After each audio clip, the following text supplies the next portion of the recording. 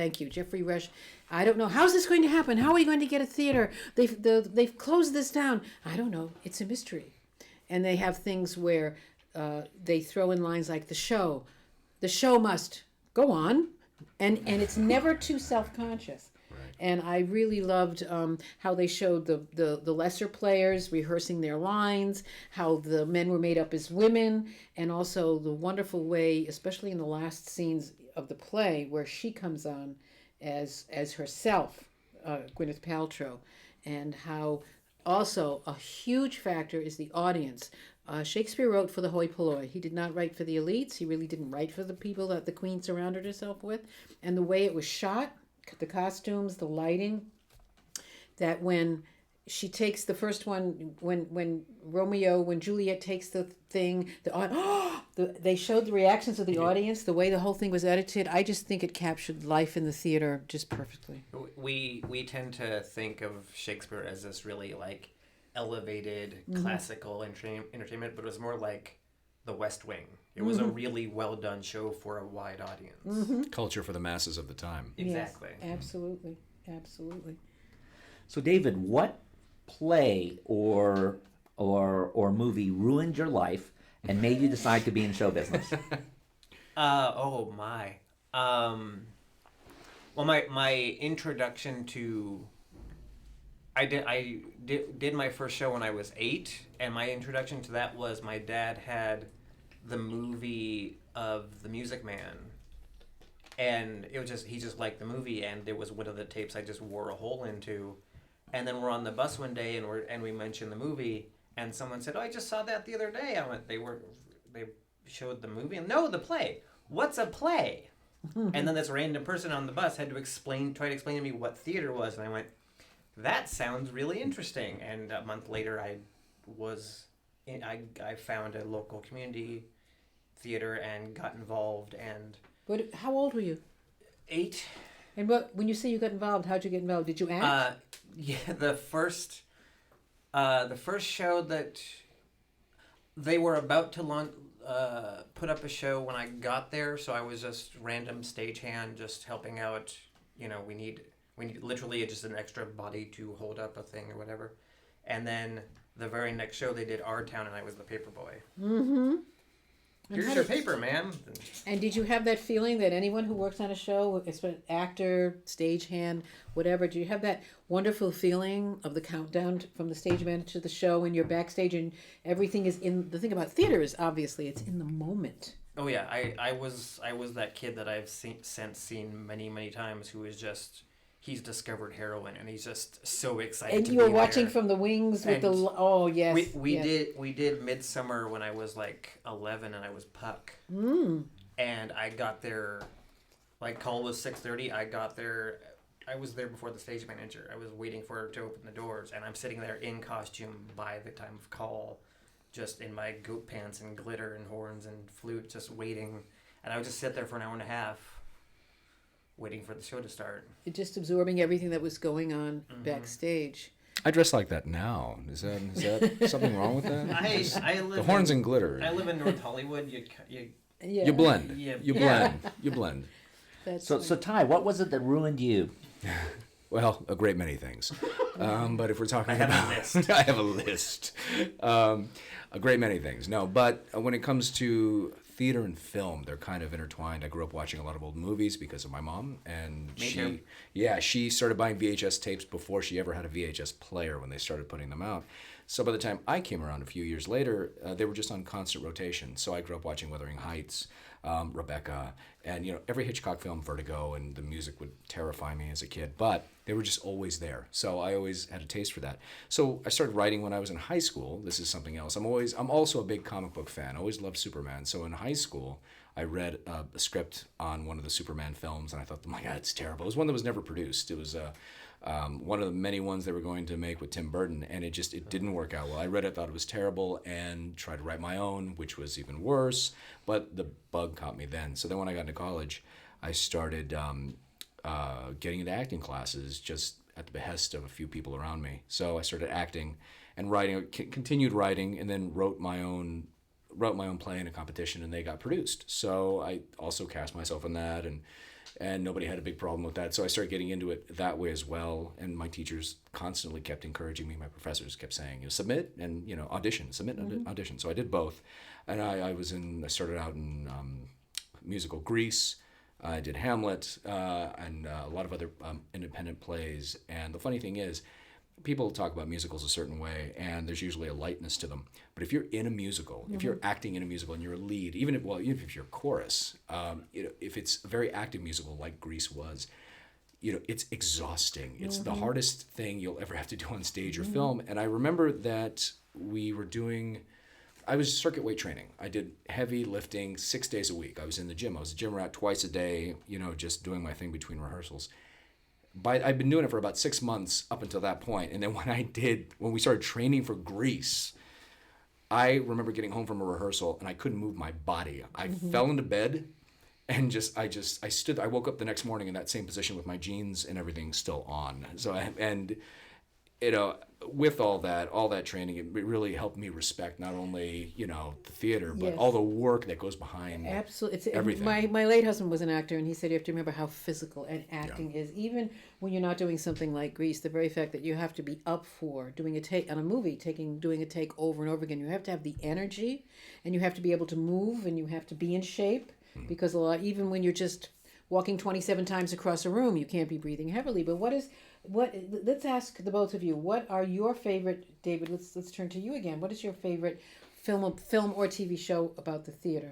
Film, first one I thought of was Noises Off, which, it's presented as this really zany comedy, but for all the theater people, it's like, no, that's accurate. Yeah. The whole second act of that show is brilliantly timed chaos, but it's completely accurate. I've been that stage manager. Is it Alan Ayckbourn? Who wrote it? Alan Ayckbourn? I've been trying to remember. Yes. It's billed as a farce, but as you're saying, it's a reflection of reality. Yeah. What about you, Ty? I would have to be All About Eve. I love Noises Off as well. It's just a wonderful depiction. But when it comes to the gritty underbelly of it all, I think All About Eve how it can go bad and how bad can be good, and just how manipulative it can be if you're not careful and not aware of your surroundings. But I think All About Eve is my favorite. And for TV show, Slings and Arrows. Yes, Slings and Arrows is a Canadian show that was on for how many seasons? 3. 3 seasons, and it's about a Canadian acting troupe in what part of Canada? I don't think it's a real town. I didn't look it up. It's about an actor who comes back and his ex-wife, and they do Shakespeare. Yeah, and it's all about, and it also addresses the business of the theater, how things are managed, where they get money and funding, and it's funny and touching. And is it on Netflix now? No. Is it anywhere? It's not on Netflix or Hulu. I looked today. Maybe Amazon Prime, maybe? Maybe. Or maybe you know how I saw it? DVDs. Yeah, I own the DVDs, but they're back in Humble. Yes, I still, well, you know what? I still have Netflix DVDs beside the streaming, so that's how I saw it. So I highly recommend a look at Slings and Arrows. So what about you? It's really funny. It's really dramatic. It's so brilliantly done. Mm-hmm. First season is Hamlet. Second season they do Romeo and Juliet. Third season is King Lear. Yes. And it's just it's all about the relationships. I cannot recommend it enough. It's touching. It's funny. I feel that company's DVD sales just going straight up right absolutely. now. You're welcome. And what about you, Dan? Well, first of all, Noises Off is one of my favorites, and it was based on the play by Michael Frayn. And I actually saw it performed on the stage. Me too. I saw the movie, and I had no idea why that movie did not do better. It's got an incredible cast. It's got it's pretty well directed for being a late era Peter Bogdanovich movie, and Superman is in it. Superman is in it. Chris of course, Reeve. right? Chris Reeve. It's now when you watch it, it's actually sad because of how many people in it had tragic ends. Yeah, wow. That's right. Wow. You know what? Another one is Gypsy. Gypsy, which is the life of vaudeville. And I have to say, as an aside, because I was very blessed to have the parents I had, they belonged to the Theater Guild for over 50 years. So they lived outside of Boston. They saw everything. Either they went to New York or they saw it in Boston. And I saw Robert Preston in The Music Man, and I saw Zero Mostel in Fiddler on the Roof, and I saw Ethel Merman in Gypsy, and I saw Barbara Streisand in Funny Girl, and I saw Larry Kurt and Carol Lawrence in a revival of West Side Story, and many others. So I was really, really blessed, and so I think at a young age for me, I just fell in love with, I had an imagination, and then I fell in love with how other people's imaginations were produced, were shown. In other words, that the willingness we have to go into that world, whether it's the theater or the film, the eagerness with which we go into someone else's world. Okay, I need to ask you about Gypsy then, because as you know, Gypsy was a very controversial film adaptation when it first came out. I happen to love it. I think the 1961 Mervyn LeRoy version, stagey though it is still really good, especially because of Natalie Wood in it. But at the time it came out, not only was Natalie Wood just pilloried for being in both that and West Side Story the same year without really being able to sing, but nobody would shut up about the fact that it was Rosalind Russell instead of Ethel Merman. Now, having seen There's No Business Like Show Business and it's a mad world, and knowing how grating Ethel Merman can be, I've got to say that with 2020 hindsight today, I find that was a good decision.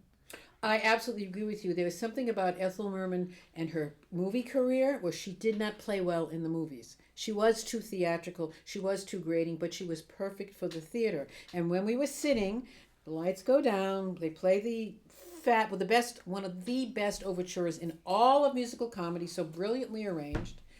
That and the Carousel Waltz are my two favorites. And then you hear this voice coming from the back of the theater, "Sing out, Louise!" I can't imagine seeing anyone else, but I totally agree with you. She started to have a movie career in the 30s. Yeah. Yes, And she Alex- could not, millions. Alexander's Ragtime Band. and it died out. She went back to the theater because she wasn't right. The camera didn't like her enough. She was too big. She wasn't big enough. I don't know exactly what it was, but she did not have a successful movie There are career. certain actors that just do not translate well. Sometimes it's an energy thing. Sometimes they're not very pretty on camera, and that'll kill a career. But she also couldn't get over her staginess. If you see Call Me Madam, for example, she's singing that song to Donald O'Connor, "You're Not Sick, You're Just in Love," and she sings it to the audience. He's sitting next to her. She doesn't look at him at all. She's playing to an audience that's not there. She was too big. She's playing to the window. It's like when Jack Lemmon went from the stage to the movies. George Cukor was his director, and he had been a stage actor. I know and that they do a story, but scene go over ahead. and over again. and Yes, each yes. time Cukor says cut, he says Jack less, and finally Jack Lemmon says to him, "It's like you don't want me to act at all," and he says exactly. Yeah. Because he was too big, but he was able to tone it down because the camera picks up everything. They call that bad habits But that- when you're Yeah. You'll they're translating from one to the other. still see that in people trying to transfer, because when they did the movie version of Rent, Anthony Rapp, who plays Mark, he originated the part, played it on Broadway. He's a Broadway legend at this point.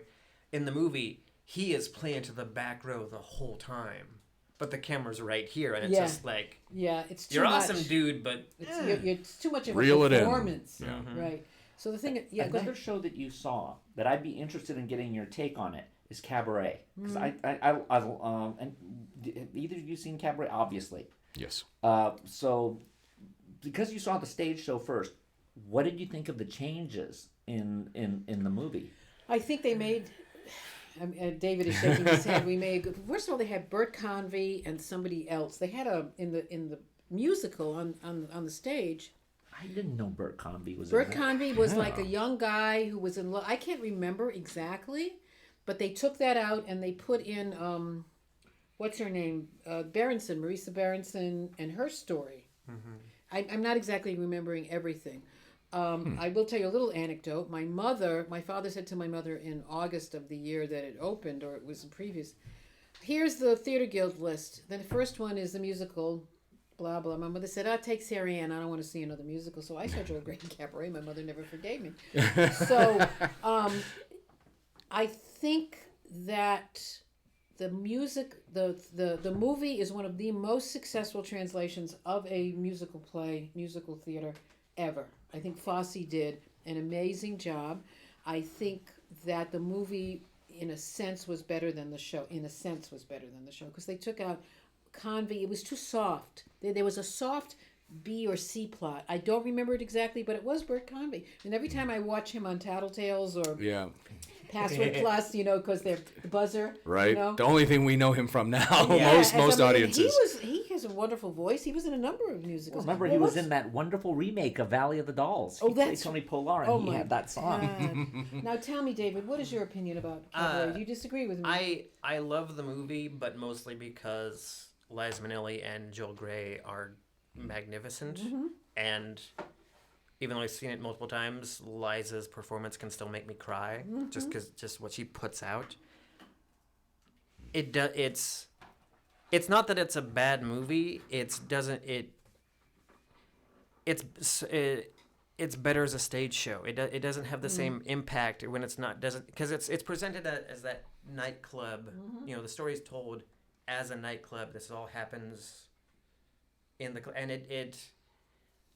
it's not one I would have picked to make into a movie because I wouldn't have had faith in the translation. I think they did a wonderful job with that situation. And I was so glad Fosse's sensibility, the way he shot the nightclub scenes and Joel Grey's songs. Yeah. He just the way they cast it and feels dressed everybody. so It was so German. It was so Germany in the 30s. I mean, whoever did art direction, production design really, really captured it. The musical numbers in the club, it feels very intimate. They did a great job of cinematically making you feel like you're there. Doesn't come close to it. Yeah, you're right. The live show. I will say that sitting in the audience and watching Joel Grey is My goodness. Now, not having seen it on stage yet, I have to say the film is all I know. And I'm a huge Garland fan. I mean, I'll watch whatever she's in because she just had this ability to evoke and pull every single emotion she wanted to out of you. And Liza has the same. Yeah, she has that. They have that same ability in their family. It's just something about the sorrow within, pulling out the sorrow within you, within them and you, and they just, they had that magic and that strength. So I can't imagine any other cast than what I've seen before. But I'm intrigued. I feel left out. I want to go and see a stage version. Do you guys know? Thank God they keep reviving it. Yeah. Oh yeah. Did you see it on stage? I saw a local production decades ago. I know. Who? Alan Cumming. Would have loved to see Alan Cumming. Yeah, I think Joel Grey is like the pinnacle. I mean, he was so. I mean, he's been defined by this outside of being the father of Jennifer Grey. Right. His nose job did him well. Hers didn't. No, she became less accessible to the audience. Yeah, it's really odd. She's a very pretty lady. Even now, she's aged very well. Let's talk about some other films. I actually wanted to ask Ty something about Grease. Oh, goodness. Because I saw Grease on Broadway before I saw the movie, and when I first saw the movie, because of that, I really disliked it. But with the passage of time, I've gotten very, very fond of the film. Because you've done the show, what do you think of the transformation that was made in it between the stage and the screen? Well, I grew up with the movie. Inappropriately, I watched it as a kid, and because that is not a kid's movie, but I watched continuously. My mom watched it with her friends, and I was always around. So all of the kids, we'd always watch Grease, not understanding half of what was going on. But doing the show after, it gave me a different appreciation for the film. I love the film, of course, so it's my first experience. I had an opposite experience than you did, doing the show was the first time I'd ever read the play. I'd ever read the musical. So doing the play was so much more fun because the characters are different. They deleted a few characters, and I think it's just a different experience. I don't know. I love the play because I was in it, and I learned. I had such a wonderful experience in that show. It was one of my greatest theater memories, just of being part of an ensemble cast. Everybody it was the perfect show for me. They cut my favorite song. Which one? My favorite song was "Alone at the Drive-In" movie. Oh, that's right. Yeah, they did cut that. That's right. And see, with our production, it was kind of odd because we took a couple of the songs. One song from the movie isn't in the play. Yeah, I think it's Sandy. It was at the end when she's singing on her own. Yes. And they replaced that song, so it was a bit of the movie feel with our production. But reading the original musical, I loved it for what it was, and I wish we would have been more traditional with it. But it's fun. I love. Dan knows this. I'm very much about having every version of everything that I love. So if Superman has 20 versions, I want all 20 versions. If same thing with Cabaret, if there are 20 different cuts, I'm the sucker that goes out and buys every version. So with Grease, I love to have that I have an alternate version. But growing up with the movie first, it kind of I automatically go back, even though in my mind I know that it's not the original version. I always think of the film version. And the first one you see is the original version. But I love the musical. Yeah. And here's an interesting side note. When I was working in development with Mike Ruskoff, we had a meeting with Randall Kleiser. And I think you can relate to this, having done this on the stage. And he said, we talked about the casting. And he said, well, we did audition actual teenagers. And he said, but we had to cast people in their 20s, and Stockard Channing was close to 30. It might have been 30. And my favorite part of the movie. He said, Right? Yeah. and he said because they needed the perspective of having been teenagers, Yeah. that if we had cast 16, 17, and 18-year-olds, it would have been a different movie. They don't have the frame of reference. They don't have the frame of reference. Yes, absolutely. So it's harder to play. It's hard to play older. You can always play younger. And when you did the show, I was 19. We were all teenagers. We were all, well, I would think I was... 19 is not 17, right? Right. Not, I think it was 18 when we started, but I was 19 when we finally got it going. We had a lot of time to practice because there was a lot. We did so much choreography for that. Very athletic choreography too. But it's a different frame of reference. But and all of us, we were all like upwards of. I mean, I was 19, but the cast went up to like late 20s to like 32. So there was a huge. So when we wouldn't understand something, or there was a lot of insights being given to us by other people in the cast. Like, well, the reason this is because of this, and they would explain things to us, and we'd incorporate that. And the reason why you can understand it because of the maturity. Yeah. A teenager has yet to have that perspective that you have. I want to ask David a question. The play was a little more body, if I remember, the original musical, and I like that part of it more. You're a student here at LAVC, Yes. LA Valley College. And so tell us just a little bit about, you were 8 years old in the community theater. Just tell us a little bit more. What led you to come here to LAVC? You're majoring in theater? I will be after my next meeting with a counselor. Absolutely. Okay, so tell us about your journey, and then tell us what your ultimate goals are. Okay. Did my first show when I was 8. Directed a show at 12. Which one? Tommy. What? Yeah. Wow. Yeah. Impressive. Prodigy. Awesome. I was a weirdly intellectual child. I sometimes suspect I was smarter then than I am now. But directed that show, and then my parents had divorced when I was 7. My mom lost her job, and we moved to Kansas to live with her parents because we were promised there were plenty of jobs. Turns out there weren't, and we were stuck in a small town in Kansas for 5 years, which was a cultural wasteland. There was no theater, there was no art, I drew cartoons for 5 years to maintain my sanity. After that, escaped to Humboldt, which has a bizarrely amazing theater community. They have, I can't give an accurate number how many theater buildings, and at least... Is this Humboldt, Kansas? Sorry, California. Oh, okay. We moved from Kansas to Humboldt. Escaped is more accurate. And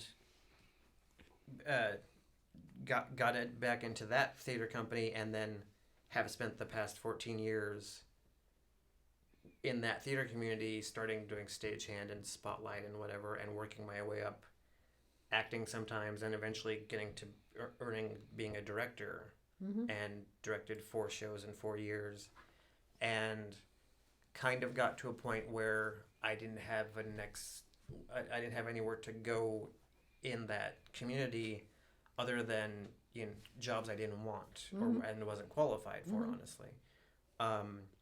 And then just had this breakthrough thing of realizing I've always wanted to work in television, but I didn't even think of it and reject it.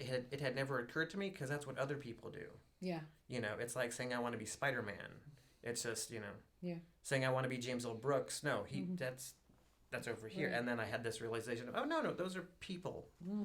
I can do that. And so took this big leap to come here and try to and so you're writing a sitcom pilot? I'm trying. Yes. And can you tell us the subject matter, or is it still... It's set in a community theater. Oh, that's right. It's about community theater, which I thought that's so rich and ripe with material. So far, the log line is like 30 Rock, but at a theater. I love it. And who's your sane or semi-sane hero? The assistant stage manager, a 23-year-old girl. I think I named her Alex. Yeah. Who, when the show starts, she's the assistant stage manager, and then something happens as stage manager, and she is forced to take over and does not feel equipped. It's so rich in material because... Go ahead. What I like about what David is doing in his approach with this is that he's writing all of the characters so that they can be played by a multi-ethnic cast without putting it in there into the script so that it becomes heavy. Alex, Hispanic. Yeah. Yes. Yeah. Without any of the stereotypes. Yeah. Right. Yes. Right. She puts down her sombrero and it has a line. Yes, and so there's no one who's showing up in a geisha outfit or with a samurai sword either. So Right, I'm so very it- happy to so hear it that. is- Unless that's the show. Unless Unless they're doing. And Well, if they were doing Madame Butterfly, Right. Yeah. And the So there reflection, might. it's a reflection of the actual community. Yeah, it's each character is 20 different people that I've worked Yes. with in my life. Also, your high school, your third grade teacher comes in and auditions. You know, that kind of thing. You know, because it's called community theater. So it's amateurs doing professional productions or doing There's one character that's this like 50-year-old guy who has been a working professional actor and is now retired but still loves the game, and so he's content to play grandfathers and kings and whatever. Just he likes being in the world, but he'll be backstage reading a newspaper, waiting to go on and have 3 lines as the king. Yeah. But he just still loves to be there, and he's kind of the. Is he the voice of wisdom? Yeah. Yeah. He's the Yoda. Yeah. He's the Yoda. And another guy that I really love the character idea of this like 20-something guy who's incredibly insecure, incredibly like neurotic and depressed, and very closed in, but a powerhouse on stage. Yes, I was just Like completely like Clark Kent and Superman, except he's not faking it. Yeah. I love that. I love that. Now tell us, can you tell us what's the first show they're doing? What's the first play? I haven't picked it yet. I've been trying. There's too many options. I've been trying to. Well, I think Shakespeare is always a good go-to because it shows interesting people that in real life have nothing to do with Shakespeare, and then all of a sudden they're emoting. I mean, that's a thought. Yeah. Oh no, I've considered it. Right, because saying, well, if you do Our Town is such a favorite, and it's like a sentimental, and it has a built-in appeal, and it's easier to do. I mean, I would love to see them do something that is so against. You know what I'm saying? They're so they're overly ambitious. Yeah. For the plot, I have in mind the requirements for whatever play I pick. It needs to be not modern dress, because there's an issue with the wardrobe. Yeah. And I need a powerful monologue for the nervous guy to be Shine, seen to shine. just Absolutely. rocking. And he's listen, I'm giving him story ideas here. Like he's in love with somebody who's decided he pines for someone. I mean, you have to understand, I'm a development person, so I'm thinking about ideas. This for you, but we just can talk turned into a later. scripting session Yes, we right can talk now. later. But that's very, very exciting. Did you ever see the British version of American Idol? It's called Pop Idol. But the first season, and the one that launched it into the U.S. actually, was one of the characters in it had a tremendous stutter. One of the people in it had a tremendous stutter, and he only got over it when he was on stage. And so part of the backstory was that you would see him struggling, and then he could come out and do a song, and it really attracted the audience in a big way. Absolutely.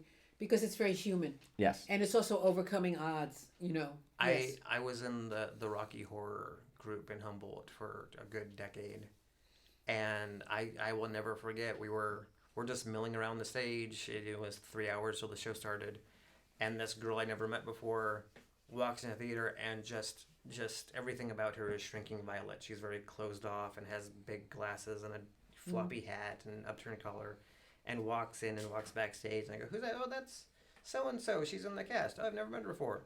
Cut 3 hours later, she's on stage in a negligee, just rocking out and just owning the space, and you never would have guessed. I love that, of like this show let her do things she would not be comfortable with doing on a Tuesday afternoon. It gives her permission. Yeah. It's a safe place to be something she can't be in everyday life, and I love those kind of stories, and I love those characters, especially when you're doing a play, because there's no stop and start. It's in real time. It's in real time, and also there's something like my younger son is assistant conductor for the Portland Opera, and he gets to conduct an opera himself every year. I mean, he prepares for the other conductor, and then anyway.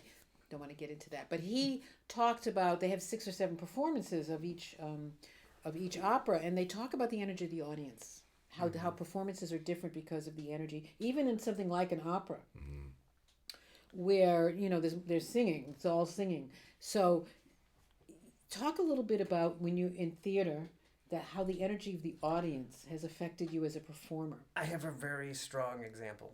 I was in a production of 12 Angry Men. I was one of the jurors, and the play 12 Angry Men, and it was me, two of my friends, and 8 just local theater veterans. And we had one night just randomly where the audience was laughing at everything. I just like they were finding humor in it that we did not intend, and those of us with comedic timing are learning to pause for laughter and trying to make it work. But we're getting like, intermission hits and we get off stage. We're like, what the hell is wrong with What's you people? going on? It's a murder trial where he stabbed his father. What's the funny part? What's wrong with you people? Yeah. But like for that one night, we did a dark comedy. Of just because that's the energy they were giving us. That is so interesting. And like we weren't like playing it like punchliney, but it starts to. You can't ignore the cacophony of laughter after the line about. So a you stabbing. decided not to fight it. Yeah, it's those of us who had enough background to. Because learning to pause for laughter on stage is a learned skill. Mm-hmm. You can have a natural ability for it, but it's something you develop. In practice. Yeah. Mm-hmm. And after a while, we're just like, no, this is going to be the rhythm tonight because it has to be, or they're going to miss everything we say. Because they're still laughing about the last line about a murder. And it's just, for one night, it was us like, yeah, we're in a really, really dark comedy. There you go. Let's go with it. And the next night, it was back to, no, this is a serious drama. Yeah, and sometimes the energy is not anything spoken, but sometimes the audience will just not be terribly interested. Like my son said, sometimes people come who really don't care about the opera, and you can just feel that their energy is they're almost against their will, and you can just feel their low energy can bring you down. And one person can ruin it. Yeah. Oh yeah. And what about you, Ty? What are your experiences? I've had a couple of experiences in a couple different ways. And it's very interesting that you bring that up because I've also done dinner theater where after a few drinks, people come and watch your show, which is a mixed bag because sometimes that'll either make them very responsive or very angry. You go, yeah, we have a bunch of angry drunks out there. Luckily, nothing was ever thrown, but sometimes you're doing something like, especially with Shakespeare. I remember once there was a double bill we were doing of both back to back. This may not have been the greatest idea. It seems to be. It would be Hamlet and then Rosencrantz and Guildenstern are dead. So we had that going on, and sometimes the audience doesn't respond at all because you can always tell when an audience is very responsive, it makes you feel terrific, and sometimes you can just feel when they don't want to be there, or they're falling asleep, or they're drunk, or they're past drunk and now hungover. So a lot of times when you're on stage, one time I remember being on stage and just sometimes you want to fight back by being bigger. You're like, how can I get a response out of these folks? Because you feel like the first half, you just feel the audience is not feeling it, and you start to question yourself, going, is it something I'm doing? Am I not? Have I done this play for a month or two, and maybe I'm just settling in? Maybe I'm just not interested in it anymore. So sometimes it can throw you off. It can make you better because you make different decisions, or you just go with the mood of it. You kind of go with the flow. But I've had experiences where the audience was not feeling it, and you don't feel, and you just feel depressed. You're like, God, this is terrible. What am I doing? On a good night, you'll find stuff that way. On a bad night, it's just hell. Yeah, I've had a lot of hell, but on some nights you find magic, and all of a sudden you ignite a spark, which is fun too. And it's unpredictable. And one movie that we're forgetting about that won an Oscar a few years ago, which is Birdman. Oh, that's right. Birdman, and of course, it was shot in that one long take, yada yada. But I think I worked off Broadway on several shows. I did props. I tied the legs of a live chicken every night, and then I loved being the caretaker. I didn't want to be on stage, but I wanted to have all my props on stage, and I always sent all my actors on with all their personal props. It was like the nurturing thing, and then sitting backstage and watching the performance never got old. So it's either in your blood. It's like working on a movie set. It's either in your blood or it's not. But the thing about Birdman that it really did capture in a very, very specific way life backstage and what I haven't seen it yet.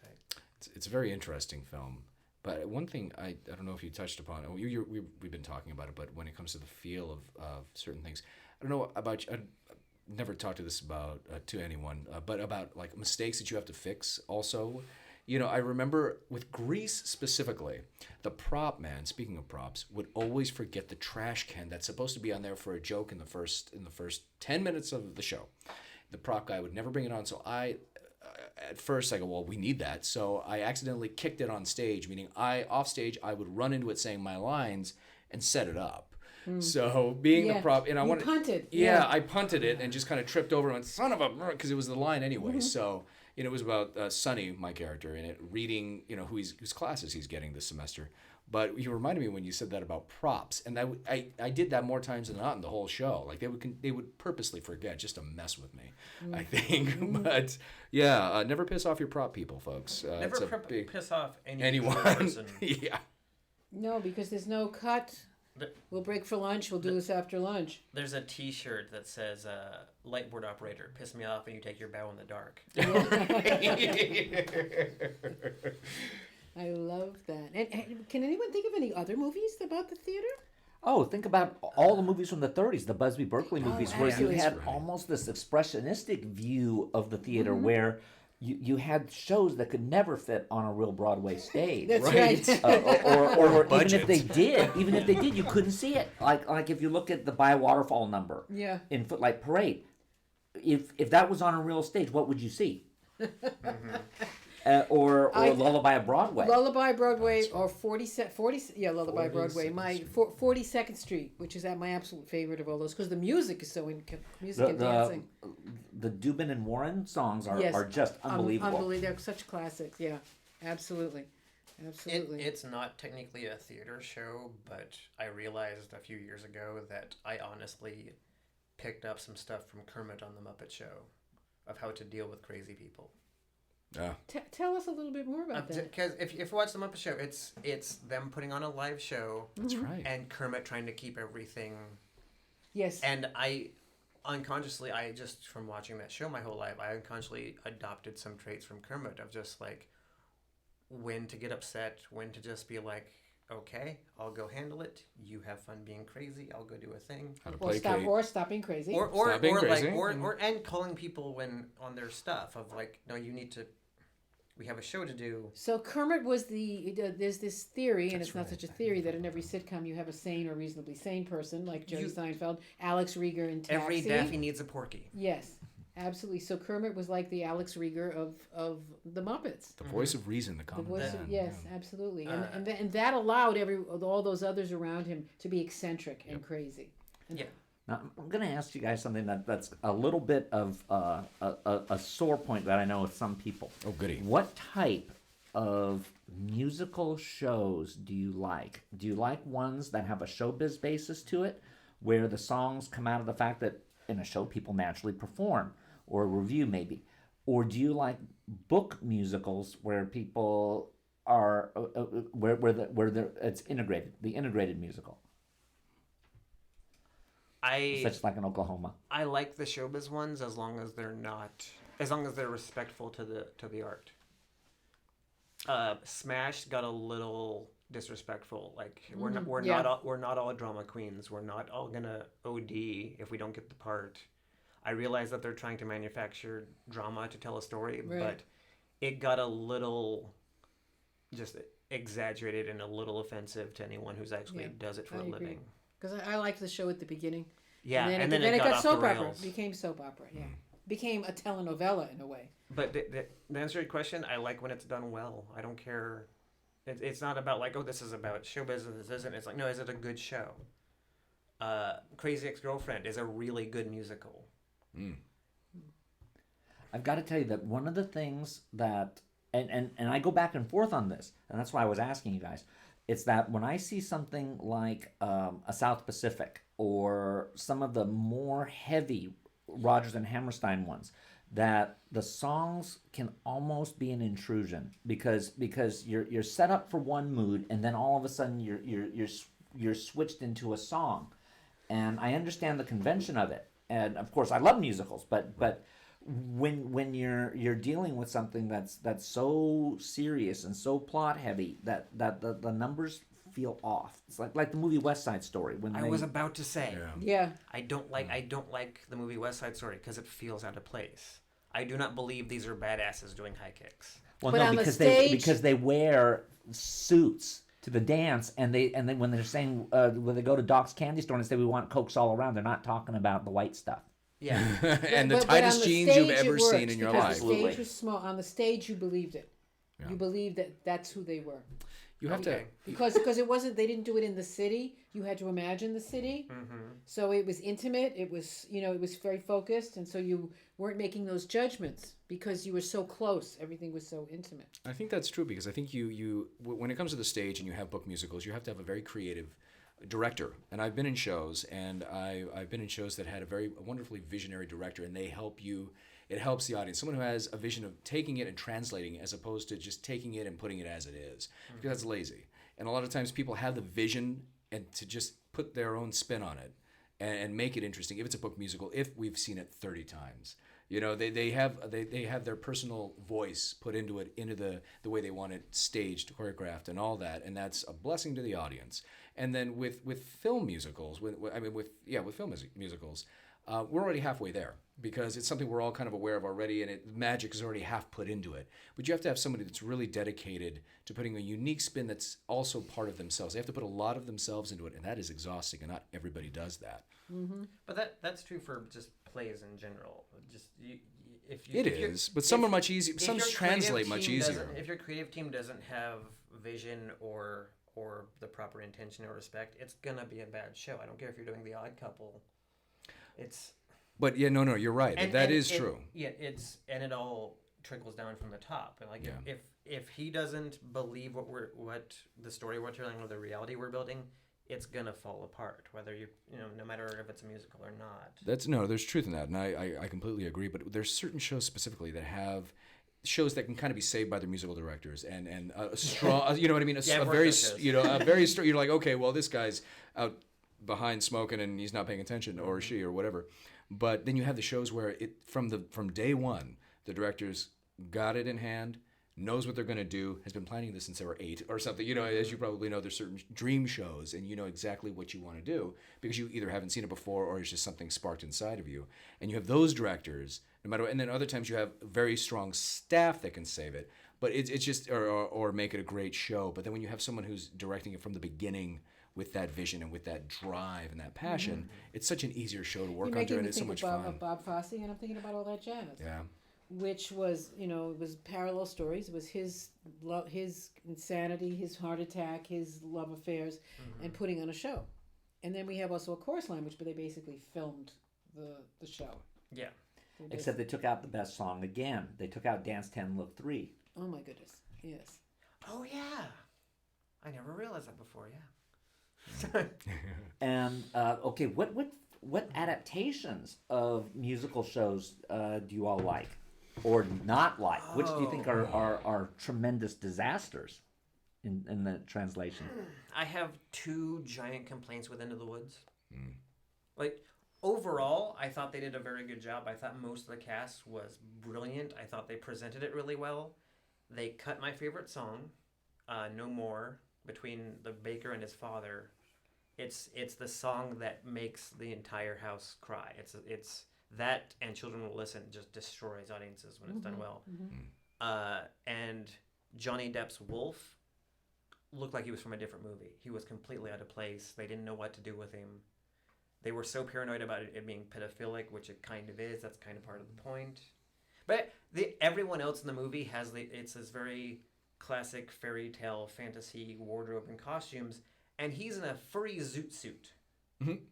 He's dressed like He's a furry. I started calling him Slick furry. I started calling him Cub Calloway. Cub Calloway. That's funny. He shows up for 2 minutes, is weird and has no real intention, and sings his song, and then eats the girl, gets killed, and is gone. But it was just one of those, like, it pulled me out of the movie. Yeah. You should never be pulled out. Why does he have a necktie? They don't know what they are yet. And what's another adaptation that bothered you? Oh God. Or was that the only one? Okay.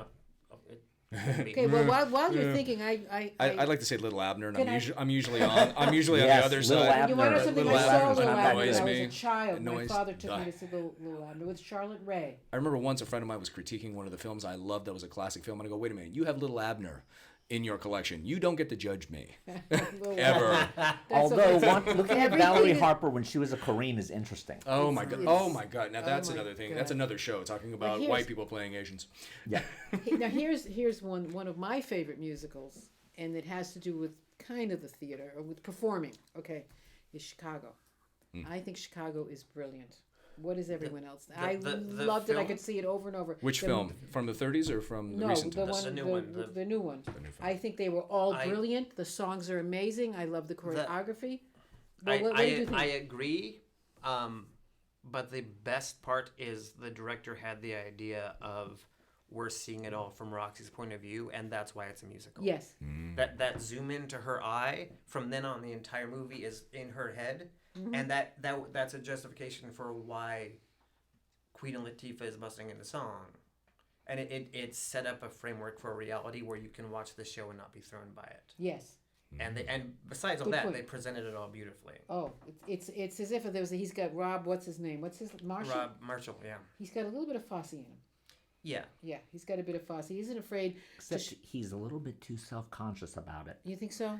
I think so. He's almost twee about it. Well, where- but I think the performers saved it. I think I Catherine would have loved to Zeta. see Kevin Spacey as Billy Flynn. Oh, Yes. Yeah, Oh I'm my so goodness. sad that nothing against Richard Gere. I just like Kevin Spacey and more as a rule. I like Kevin Spacey in everything. Maybe yeah, they'll I do it- watch maybe every they'll do a commercial revival. he's in. Yeah. Yeah, I love. like if I remember right, he wanted to do it, but had already signed on for something else. Oh, he Let's could- put it out there. Let's just say Yeah. there's going to be a revival, and he will do it. He will do and it. he will be brilliant. Yes, he will. And I have to say, Gere was excellent. But he was in Yeah. Greece, wasn't he? Yes, he Wasn't was. he a He was musical in guy? Greece when I saw it on stage. He- Really? Wow. He Oh, taught my himself to tap dance to Yes. play Billy Flynn. Oh no, Wow. I think Renee Respect. Zellweger, before she kind of ruined her face, was wonderful, and Catherine Zeta. They were all, and Queen Latifah. It was good timing. in Well, that's Hollywood. that. Yeah. What's that song? She thinks the song. Uh, What is the name of that song? When she's all made up. She sings- Everybody. yeah, Mama. Something with Mama. Oh, and she's so she's got a certain kind of big busted beauty, you know. Oh, yeah. She's like a mama. Oh, I think it was wonderful, and it's something that stands up. It's If you're something- good to Mama, Mama's if you're good good to you. Mama, Mama will be good to you. Yeah. Big busted beauty. I like that term. I'm Now, going to use is that, that- is- everywhere. Yes, That's what they Everywhere. call me. That's what I'm going to cast by. I need a big busted beauty for this part. Okay, and that's Candor Neb, isn't it? Yes. Yes. They Yes. were amazing. They were just. I'm well, horrendous with names. Yeah, I can it's remember okay. facts, but names and numbers just. So I'm a you're faces. here. You're I here do at the LA faces. Valley College, David. Are you? Yes. And you, what year are you in? Or are you going to be? I'm about to finish year one. Year one, and so you're going to be probably, hopefully, becoming a theater major to become a director. I'm He's abandoning us. my goal is still television, but I had been working toward an AA in theater, and I want to complete that. Right. Absolutely. But my career ambition is still writing a sitcom. Writing a sitcom So I'm about get- community theater. Yes. Yes. Awesome. So like I said, I still need to meet with a counselor and work out everything I need to. But the intention is to finish my degree while still learning television. And If I after can- you do your 2 years, what you want to go on to like a 4-year? Like I don't know yet. You're not sure. Yeah. You want Well, to there go are to a plen- 4-year. you want to go to a 4-year, like UCLA. The reason for that is precisely because what going to a 4-year tells an employer Yeah. is that it tells the employer not that you can finish something, because anyone can do that. What it tells them is you can prioritize, Yes. because the biggest challenge in show business is that you have people who get into it and who don't know how to prioritize, and a lot of times you end up in a position that's not above the line. Yeah. And so you have to be have a certain amount of that inter-office discipline, and not knowing prioritization is the one thing that my mentor in my career, Sid Vintage, used to say is the biggest problem. People do not have that prioritization down. Oh, I learned to always ask a boss when they said do this, and do this, to say, what, can we prioritize? What do you need this? When? What comes first? Always ask the questions. I think also the fact that you've wet your feet and you're not you're going to you're serious. A lot of times young people start 4-year college, they're not ready at party school, blah, blah, blah. I think community college is a very serious place. People are serious about getting an education. And you have a little bit more maturity when you go for your last couple of years. So I think that's I'm very wise. I'm Yeah. about 10 years behind. a lot of those people. You want to know something coming from our vantage point? Who cares? You can't pay attention because I have found I'm a woman of a certain age. Let's put it that way, and I have found a career as a educator and mentor to young people that I never knew. Besides my children, that I never knew I would ever have. And so I can say, well, I wish I could have done this 20 years ago. Well, yes, no, or maybe. Maybe I wasn't ready. Maybe all of that prepared me. I definitely was not equipped at 22 to like leave home and Yeah. and do everything I'm doing now. Just I was not emotionally or mentally. It's like ready. you're playing the teenager in Greece. You have that perspective. I completely. I feel like I'm having my 20s now. I think about how much more you can drink now than these kids. Man, you win a lot of bar bets. I don't drink. And you know, Ty Justice says I was privileged to read something Ty Justice that's right. has written and also directed. Yes. You are an awesome director. Perhaps Thank you. there's a connection to be made here because you're both from the theater, and that both gifted. And so I'm so glad we have having you on the show because we can make connections. Thank you so much. Awesome. I'm open to it. Yeah, whatever. Yeah. You know that my Sure, I can learn a lot. scheme here is to bring David in with the Hisato contingency. Absolutely. I don't know what that is. It's Hisato Be afraid. and I Be went very to afraid. high school together in Tokyo. And he's the one who kind of introduced me to a real appreciation of performance as opposed to just viewership, and what it takes to be a performer, and what it takes to have that kind of larger than life persona. How do you capture that fire? And even though I don't think I've ever said this to Hisato, that a big chunk of me as a teacher is based on Hisato's ability to project. Yeah, project and perform. He'll love that. And to Yeah. be the center of attention. All the students, you're talking and their eyes are on you. And I'm just grateful because I'm friends with Ty and I know him well. We worked on Dan's movie together. But I also am I've seen you in Dan's class or one or two, or I've seen you around. I'm so glad, to get to know you. And I can't wait to read your pilot because you're going to show it to us. Yes. Right. Oh, You're not going to have a choice. Once I write it. Yes, There you go. because I worked a little bit in community theater in high school. I did a couple of shows backstage, and took a couple of acting lessons. And you either have the bug or you don't. It's that thing when the lights go, the house lights are dimmed, and the stage manager counts down, and then the first entrance is made. It's so in the moment. Talk about living in the moment. When you're a stage actor, you really learn how to live in the moment, don't you? You have to. Oh my goodness, what a lesson that is. So what role do both of you or each of you individually want to play at some point in your careers? When I get old enough, I'd love to play the director noises off the Michael Caine part. Play that now. Doesn't have to be an altcocker. It's better if it is. Might be interesting to be a younger guy who's being saddled with a big show for the first time, and that would give a justification for going off the rails. But that's as well. your dream role. That's the one. That's the first one I thought of. I think just because it's fresh in my head. While as you're we're thinking of talking another, about it. let's ask Ty. One would be Othello, and the other would be King Lear. Oh, really? Interesting. Lear Wow. always interested me. I could see him as Othello. Yes. Absolutely. Are Thank they you. still putting dark makeup on actors? Not. Not so anymore. much, although Miki For some Yamashita reason. had an issue with that, because it's funny how in the world of the theater, in the world of opera, she was objecting to the fact that she, as an Asian opera singer, was not even considered for one of the roles in it, because there was this feeling that, it's traditional to do Madame Butterfly with white people in yellowface. And Mickey's like, well, okay, it might have been a tradition in the same way that minstrel shows used to be a tradition. Does that mean we keep it up today? Yeah. That's really See, interesting. I don't want because it is the Moor, but Yeah. white actors. But now in modern day, they're casting mainly black actors now. Yeah. Yeah. Yeah. I don't want to play Hamlet, but I want to direct Hamlet. Yes. That's a bucket list show for me. So you have a particular viewpoint perspective on Hamlet. That's Who's your favorite Hamlet? That's a good one. That's a good question. Tennant was amazing. David Tennant. Wow. Yeah, he just. I'm a big fan of his in general, but just. I can't articulate it, but like the way he played Hamlet is not one I have seen before. Was that the version with Patrick Stewart as Claudius? Yes. where he played a twin. I think that was. They're all blurring together because I've Yeah, seen all of them, but yeah, I right. think so. I think that yeah, it was a very good one. Othello and King Lear. I think I can see you playing Othello now. I can see you doing King Lear in maybe 10 years. Yeah. Yeah.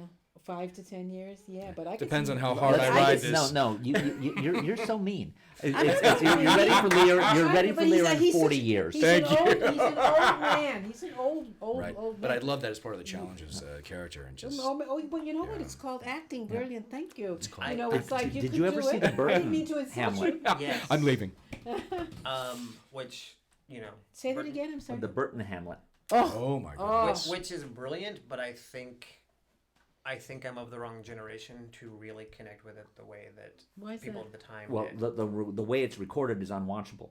But if That's you, also true. if It's you also out of listen print, to it, yeah. if you just Yeah. listen to it, put the picture on and don't look at it. Just listen to it, and that version of Hamlet is really amazing with both he and Hume Cronyn as Apollonius, and Albert Decker as Claudius. It's really something. Yes, he was amazing. That voice and the way he looked, he was so handsome. I mean, even with go home and Google Damian Lewis Yeah. Shakespeare Homeland because he did a soliloquy. I posted it on Facebook, and I can't remember what the soliloquy was from, but he is so freaking brilliant. Oh yeah, he's amazing. He's absolutely just amazing. And now he was Nicholas Brody in Homeland, and I always call him Nicholas Brody, just like I always call Kyle Chandler Coach Taylor. And even if he's in something else, he's always Coach Taylor. But he is also in Billions now with Paul Giamatti, That's doing right, a that's brilliant. I forgot to mention Julius Caesar. I'm sorry, Antony and Julius Caesar. There you go. They did a PBS documentary about this legendary Shakespearean director that came from England to do seminars in America, and it's like these famous actors do a scene or these students do a scene and then he talks about it and directs them or whatever. But there's one scene from it that David Hyde Pierce and Cynthia Nixon do a scene from Much Ado About Nothing. And you can't tell it's Shakespeare. It feels like you're just watching a really well written because they play it so naturally. They're brilliant. It doesn't ring as Shakespeare. It's just two people talking. I guess it's the first direction you would give to actors who are a little nervous about Shakespeare. Say it's not Shakespeare. It's not Shakespeare. It's language. It's communication. Yeah, I like it best when it's played naturalistically, and they did it so purely. It was just if you'd said this is a clip from Homeland, people wouldn't blink. Absolutely, I think we have a prejudice against it because of the construction of the sentences. Shakespeare is like sheet music. If you don't know how to read it, it looks like gibberish. Absolutely. And I like my favorite Hamlet is Olivier's simply because it's the opposite. It's so theatrical and so it's so over the top. It's also Olivier. Yeah, it's also Olivier, and I love Olivier, so that's why he is my. When you're my watching favorite. Olivier, you can't keep your eyes off of him. Richard III. I mean, what is it? Richard III. Brilliant. And what's the musical one he did with Joan Plowright? The Entertainer. The Entertainer. Yes. Yep. You know, he acted through his nose. I mean, he had a different nose. Yeah. That was his thing. That was his prosthetic. He loved doing that. Yeah, he loved doing that. That's how he found his way into a character. Right. Well, it was fun doing This this was little awesome. side trip into the world of theater. So we want to thank Ty Justice, Thank you for having me. David Moore, Thank you our for having producer me. Robert Reber. This is Saran Fox. Dan Watanabe. Signing off till next time when Dan and Saran take on Hollywood. Thank you all. Bye-bye.